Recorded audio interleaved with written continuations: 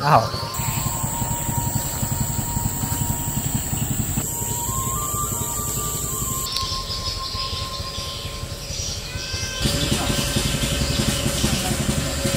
Kolam itu batuan. Mau kita paham.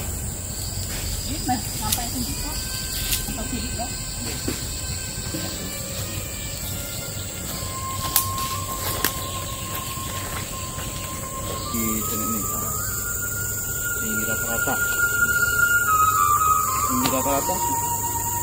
Kalau anak itu kita ngambil dari sini, atau gimana? Ini ya atau anak? Tinggi rata-rata. Udah ketemu ke titik awal. Jadi total berapa persagi ini, Bang? Dah. Lepaskan.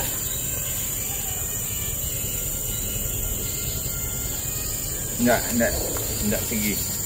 Oh, enggak segi ya ini ya. Di bagian ini 81 meter.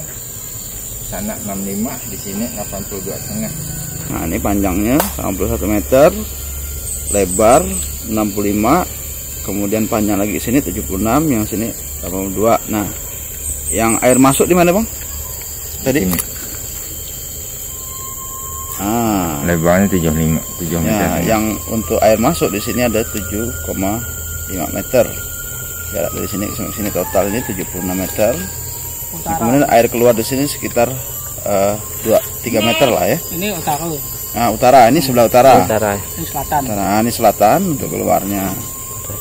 Nah, ini panjang segini 81, panjang sebelah utara 76, lebar mana nih? Barat ya. 65, kemudian timur 82. Kita sekarang berada di dasar sebuah kolam yang dibangun pada zaman dahulu, yang kemudian diidentifikasi oleh masyarakat sekitar dengan sebutan Laut Ketinggalan. Hari ini kita beruntung bisa sampai di sini untuk mengeksplor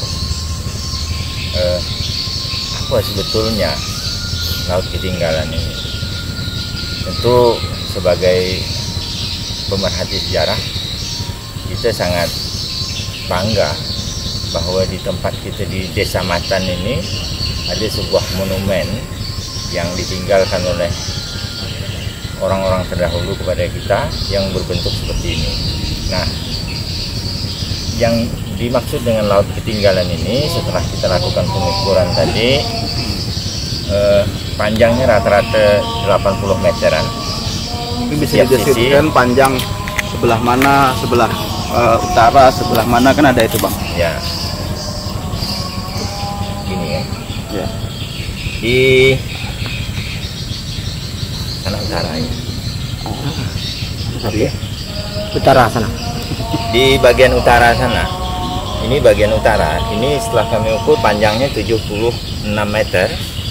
Kemudian di sini juga kita menemukan ada inlet air masuk yang fungsinya ini memasukkan air, karena memang di sebelah utaranya kita menemukan ada sungai.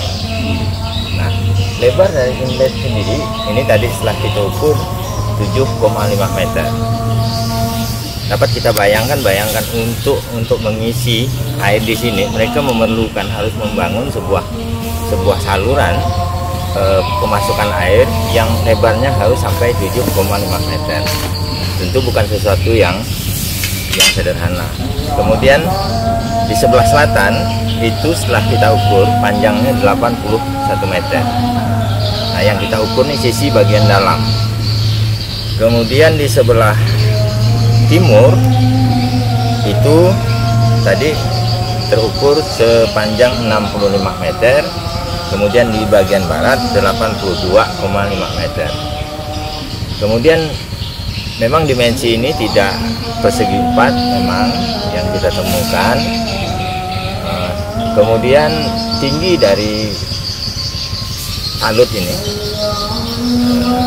sisi-sisi ini rata-rata 4,2 meter. Nah, jadi dari permukaan dalam dan luar. Setelah kita ukur, itu ketinggian talut atau ketinggian bendungannya itu setinggi 4,2 meter. Bervariasi, ada yang 4,4, ada yang 4,2. Nah, tentu ini menjadi temuan yang berharga bagi kita untuk kemudian kita coba nanti interpretasikan kira-kira apa kegunaan dari laut ketinggalan ini. Nah, mungkin bisa ini sebagai tempat rekreasi bagi keluarga kerajaan, bisa juga sebagai bagian dari sistem pengairan, sebagai bentuk persediaan air untuk pertanian. Nah, tentu nanti perlu kajian yang lebih dalam lagi. Mungkin seperti itu, Bang.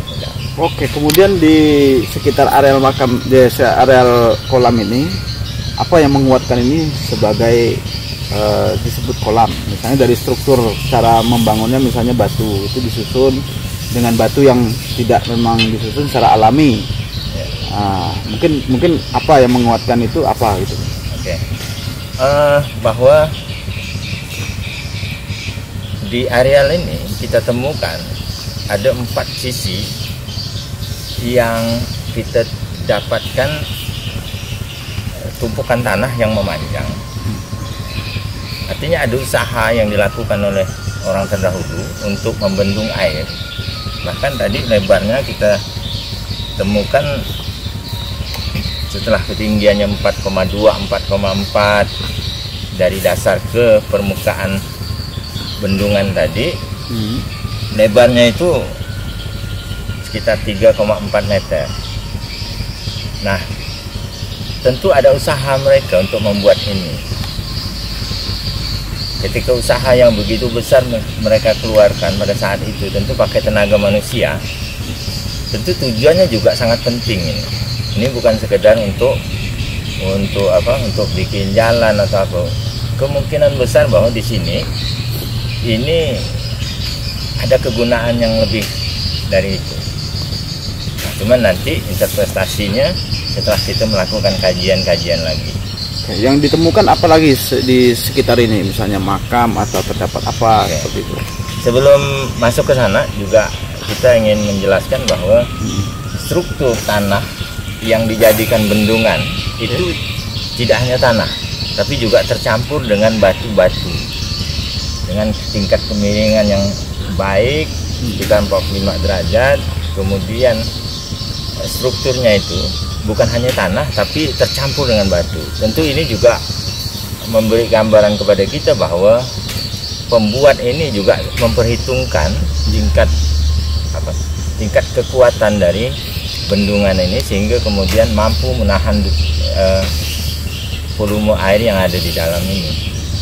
Nah, kemudian di areal ini juga sekarang kita temukan di sisi sebelah selatan itu ada beberapa makam yang diduga sebagai makam kuno, karena memang di sana ada makam yang memakai nisan dari batu yang sampai saat ini kita juga masih mencoba mencari tahu ini makam siapa sesungguhnya.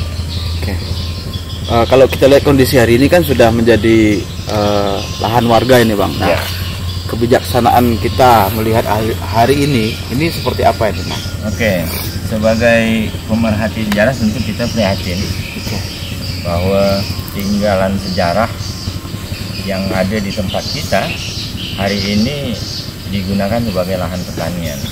Nah, kita sebetulnya tidak juga ingin menyalahkan siapa-siapa, cuman berharap bahwa pemerintah, pihak yang berkepentingan, berkewenangan di sini dapat mencarikan jalan keluar sehingga situs bersejarah ini bisa dikembalikan kepada kegunaan semula. Ada proses restorasi lah ya, Bang, yang diharapkan. Ya. Ada lagi mau sampaikan, Bang? Barangkali itu. Kemudian kami mengimbau masyarakat di sekitar sini untuk tetap menjaga ini, karena ini memang tinggalan penting bagi kita. Kemudian setelah kita melihat sebuah bangunan bendungan seperti ini, tentu kemudian pemikiran kita kembali kepada siapa yang membuatnya. Tentu ada sesuatu yang ada pihak yang membuatnya. Nah, itu yang juga menjadi PR kita semua untuk mencari tahu depan kira-kira di zaman siapa ini dibangun, untuk apa dibangun. Tentu ini juga menjadi bukti bahwa di sini dahulu pernah menjadi pusat pemerintahan Kesultanan Matan. Itu juga sementara. Oke. Yang membuat ini kalau menurut tradisi lisan masyarakat adalah kalau tidak salah Panembahan Barokh Ya. atau Sultan Abu Bakar Jalaluddin. Ya. Nah, waktu itu apakah memang betul beliau yang membuat ini, atau mungkin sebagai penggiat sejarah Abang pernah mendapatkan manuskrip tentang informasi tersebut? Sementara yang ada ini kan cerita masyarakat tentang Panembahan Barokh dengan putranya atau putrinya yang kemudian meninggal karena buaya jadi-jadian yang dibuat dari kayu seperti itu. Memang berkembang di masyarakat bahwa laut ketinggalan ini dibangun untuk memenuhi keinginan Tuan Putri yang ingin mandi di laut, tapi kemudian memang berdasarkan penjelasan dari ahli nujum bahwa Tuan Putri ini akan meninggal dimakan buaya. Nah, untuk itu kemudian cerita yang berkembang di masyarakat adalah raja kemudian membangun ini untuk menghindari musibah itu. Ya. Nah, tapi akhirnya juga ketika dibikinkan boneka buaya dari kayu, nah Tuan Putri itu akhirnya juga Meninggal. nasibnya juga akhirnya meninggal karena itu, walaupun dengan luka yang hanya kecil sedikit saja. Nah, bahwa Panembahan di Barokh yang membuat ini, menurut informasi masyarakat, tentu ini juga menjadi sumber informasi bagi kita sebagai penggiat sejarah. Cuman tentu harus konfirmasi, kita coba melihat kesesuaian timing, waktu, kemudian karena memang disebutkan pada zaman Panembahan di Barokh, Matan baru saja dibuka. Oke, itu dalam manuskrip ya? Ya, disebutkan dalam manuskrip buku C.L. Bloom bahwa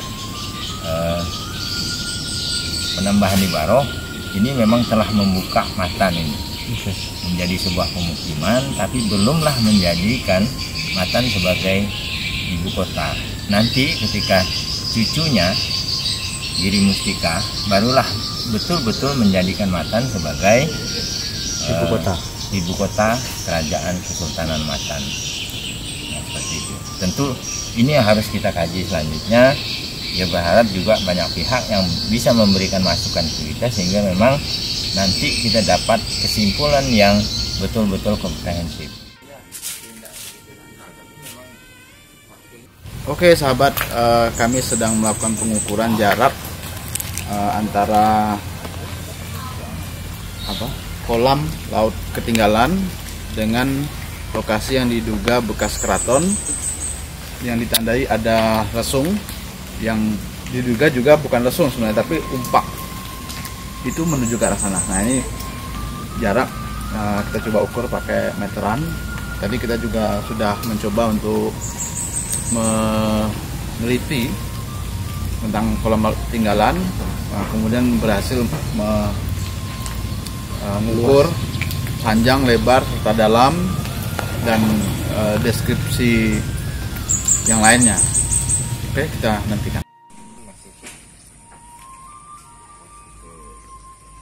Nah, di sekitar areal ini kita juga menemukan bata yang identik seperti ada di makam Syed Kobra. Jadi di sebelah sana, sebelah mana tuh? Sebelah sana tuh mana? Sebelah utara. Bukan. Barat. Barat ya. Sebelah barat adalah makam. Sebelah utara ini adalah lokasi yang diduga bekas keraton. Di sebelah itu yang ada umpak atau lesung ya, lesung bedak putih raja. Kemudian di sebelah timur adalah kolam yang panjangnya 80 kali 70 meter, dan di sekitar lokasi ini kita menemukan banyak seperti ini bata merah yang identik sekali ya, bata-bata. Nah, ini bata ya. Oke, kita lanjutkan lagi. Coba kita ke sana. Ini yang diduga sebagai umpak atau pondasi tiang seri keraton Kesultanan Matan. Nah, di sekitar lokasi ini banyak sekali ditemukan pecahan-pecahan keramik dan juga pecahan-pecahan bata. Warga sekitar menyebutnya ini sebagai lesung ya. Nah, tapi kalau lesung bentuknya tidak seperti ini ya. Nah, ini jelas ada jejak seperti ada tiang seri kayu ya, sebagai penyangga yang juga lazim ada di beberapa tempat seperti di bekas keraton Mataram zaman Sultan Agung ya, juga memiliki khas seperti ini. Sampingnya itu putar lagi ke sini ke oke, sip, turunkan lagi. Oke, sip, balikkan sebelum.